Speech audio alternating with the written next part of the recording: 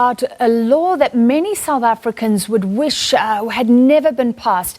Today marking 106 years since the Native Land Act of 1913 was passed.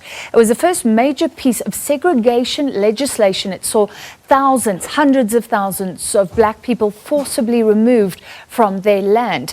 To discuss, I'm joined on the line now by the Chief Land Claims Commissioner, Nomfundo Ntloko-Gobodo.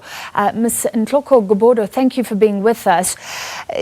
Can you agree that this issue is so emotional, so fraught, leading to calls for expropriation, to calls for something to be done now, and yet it seems like restitution is still happening at a painfully slow pace? Good evening, Francis, and thank you very much for the opportunity. I think that we first have to acknowledge that the democratic government in 1994 introduced the Restitution of Land Rights Act specifically to deal with this issue of the 1913 Native Land Act, which dispossessed our people then. And I think that if you look at the statistics, it will tell you that as a commission, we've done a whole lot of work.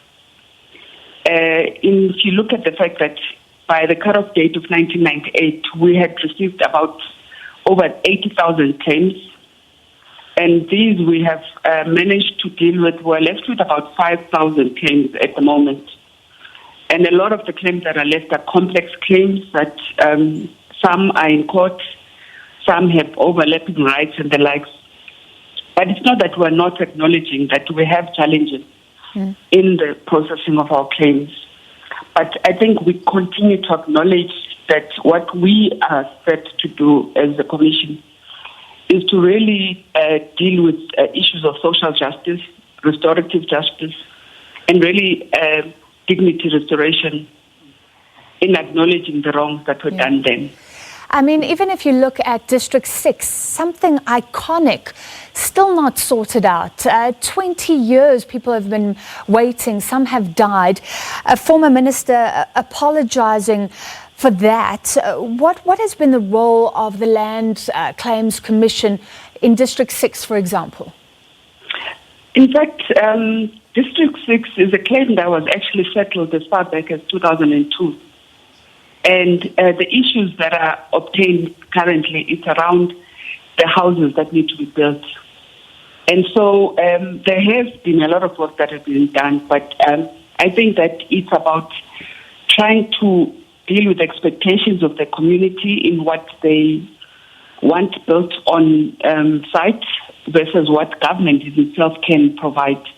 But in terms of legislated work around the city of Cape Town, for example, donated the land then in 2002 to the claimant community, which at that point in time set up a District 6 beneficiary trust that would help with the redevelopment.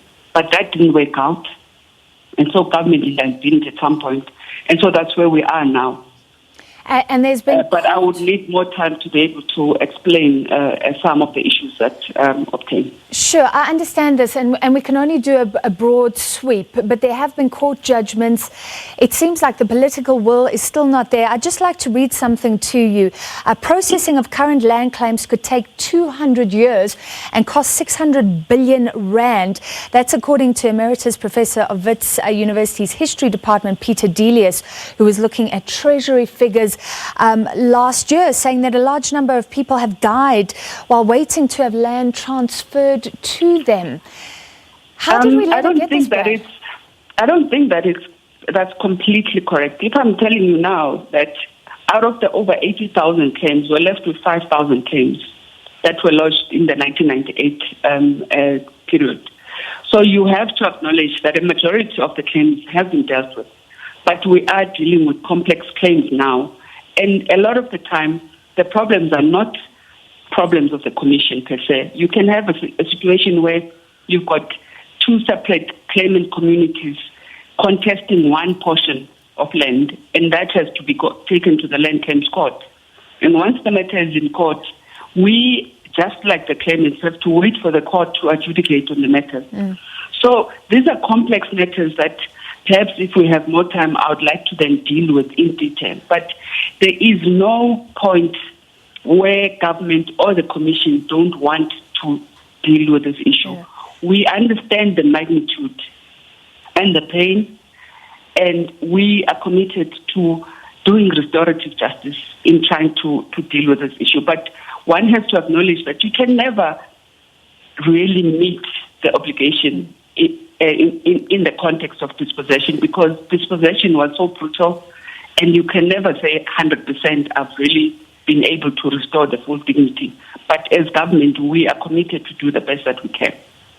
All right. Thank you very much. And I think this is worthy of a much bigger discussion, such a thorny issue. Thank you very much, Chief Land Claims Commissioner Nomfundo Ntloko-Gobodo. We take a short break. We'll be back with lots more on Full View.